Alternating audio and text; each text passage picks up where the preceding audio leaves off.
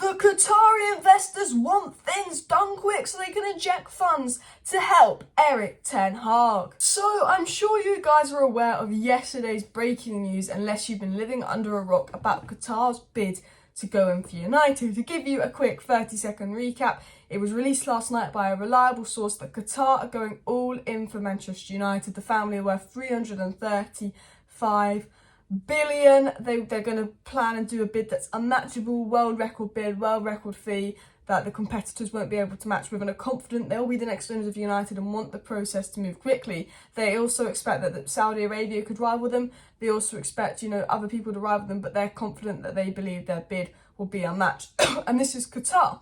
So I want to talk about who these are and what their intentions are with the club. Like, are they going to be good owners? Are they going to be bad owners? What insiders are saying their intentions are with the club and all of that. Now, there's a bit of speculation because of PSG and Qatar owners owning PSG. Now, yes, Man United's owners would be from Qatar, but it wouldn't be from the Qatar QSI. Even though there's a kind of similar kind of contacts and relations there, they're kind of different people from Qatar. So even though Qatar kind of owns PSG, this is kind of a different kind of sector of people is what they're saying, and they think that it shouldn't be a problem for the full sale because they want a full sale, not a partial stake. And if it was the QSI, they could only get a partial stake unless they sold PSG. But because these people are more like separated around Qatar, some of them are from the monarchy, this would potentially be a full sale that they think no one can match. However, there could be a Saudi consortium again coming together to buy United. Now, I'm going to tell you one thing about anything before I even get into Qatar's intentions for the club and all of that. The Glazers will sell to whoever gives them the most money. That doesn't mean that the person that offers the Glazers the most money could be the best owner for United. There could be some American person that offers the Glazers loads of money and then milks Man United for dividends. But the Glazers are going to sell to whoever gives Man United the most money. So if these people are confident that no one will match their bid, they would likely be the new owners of Manchester United. And look, I think it's exciting times. And, a lot of people I've seen on Twitter saying, oh, sports washing, don't give it to Qatar, la-di-la-di-la-di-la-di-la. Mate, Jim Ratcliffe ain't perfect. Jim Ratcliffe got some questionable morals. Jim Ratcliffe's made some questionable decisions. Yes, I know the human rights in certain areas of the world are worse than others, but billionaires, do you think there's any multi-billionaire that is super clean with perfect morals and is perfect? No!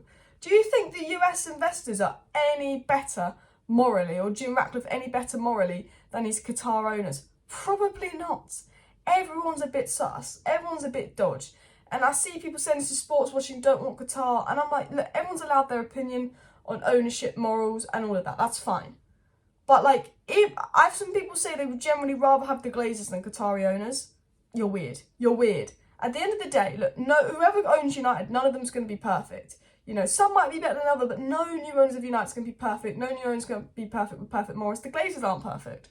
And if you would rather have the Glazers than Qatar, I think you're fucking mad. And I don't understand it. But what I will say is all we need is owners that don't want to use Manchester United as a cash cow to generate money. We want owners that actually want to bring United to the top and make Man United the best club. And reportedly, that is Qatar's intention. So let's get into the news. It was said the Qatari investors want things done quickly so they can inject funds to help Erik Ten Hag. Their plan is to get this deal done, get obviously the bid wrapped up in February, be owners by April, and then that gives them a big summer to inject the funds to help Erik Ten Hag and give them a summer transfer plan.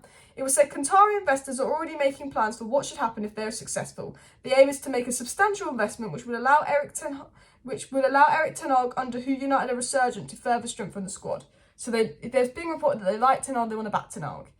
Some people wonder, if we get new owners, could they sack Ten Hag? Could they get rid of Ten Hag? It seems that they back Ten Hag.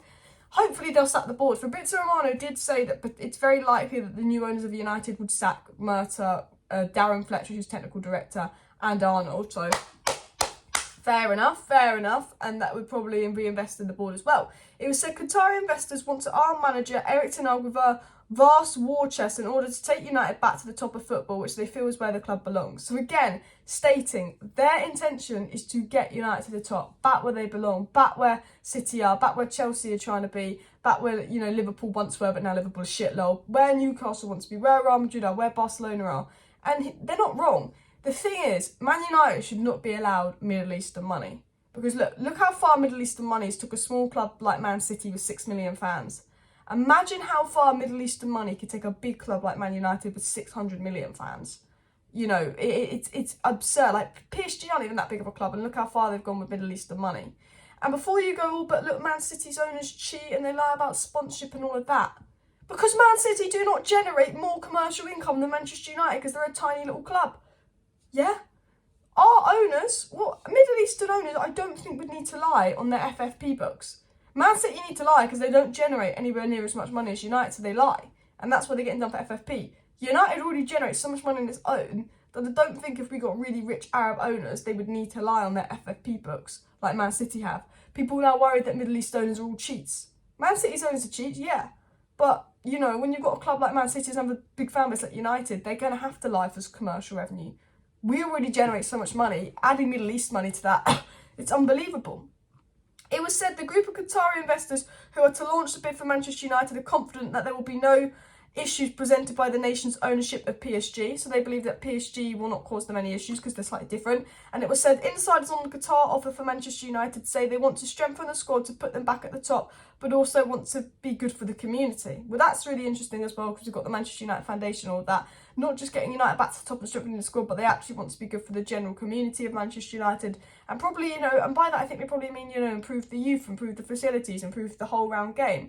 It was also said insiders on Qatar investment, there's significant funds available. These people are serious and they want to make sure that United are where they should be and they're confident theirs will be the strongest bid. So again, serious people, confident the strongest bid, take United to where they should be. But it was said fan engagement is at the heart of Qatar's bid and they may well seek the views of supporters on a future stadium as well. So we know that obviously there's two stadium plans, kind of demolish Old Trafford and build a new one, or kind of extend and expand Old Trafford. I think Old Trafford's so historic, the fans wouldn't want a whole new stadium. I think they would want a modernisation, expansion on Old Trafford, kind of like similar to what happened at the Bernabeu. I think that would be their plan, and they would build a new stadium, and hopefully there won't be any more leaks in the stadium as well. Romano said obviously that, you know, the new owners of Manchester United would come in and pretty much restructure, get rid of the board, implement their own board, potentially go to Benfica, go to Brighton, look at who they're doing scouting and technical directors from, putting a good structure in place. Newcastle put a good structure in place, Man City put a good structure in place. You can have all the money in the world, but if you have a dodgy structure, like Todd Bowley's got a lot of money and he's spending a lot of money, but he's the guy making the decisions. I think you want to have someone smart making the decisions, because I feel like Chelsea just buying everyone without a plan, and I do think it could backfire. PSG have been quite smart lately. Benfica's smart, Brighton are smart. It's implementing the smart people, and I think that's something they would do. But also, they are Manchester United fans. They want to bring United to the top. And if we're going to stereotype Middle Eastern owners, Saudi Arabia doing a good job at Newcastle, Qatar doing a good job at PSG, and Abu Dhabi done a fantastic job at Man City. So you know they're passionate about football. You know they love football. You know they want to take United back to the top. Talking about football, talking about kicking Liverpool when they're down, because not only are Liverpool looking likely to be stuck with FSG, where all the rich Arabs want to buy Manchester United, but it was also said by Ruvan Nistelrooy, and I wanted to include this in the video because I thought it was funny, that Cody Gakpo's dream move was Manchester United. He was in contact with Ten Hag since August and really wanted to join United. And I also wanted them to join United, not just because it's my club and I love them, but also they are better than Liverpool and they offer more to potential players. And Ruvan Nistelrooy's not wrong. Basically said Gakpo wanted to join United. That was his dream move. United obviously didn't make the bid, so he rushed and went to Liverpool because Van Dijk convinced him to go to Liverpool. He said he should have waited for the summer and gone to United because it would have been better for his career. And now Cody Gakpo is 007 at Liverpool. 0 goals, 0 assists, 7 games. Let's see if he gets the same treatment as Jadon Sancho. Probably not, because he's not a United player and the media won't be as mean. But yeah, let me know your thoughts on the new ownership and all of that, their plans. Let me know your thoughts on Gakpo. Liverpool's second choice. I'm live tonight for United Leeds. See you then. Bye.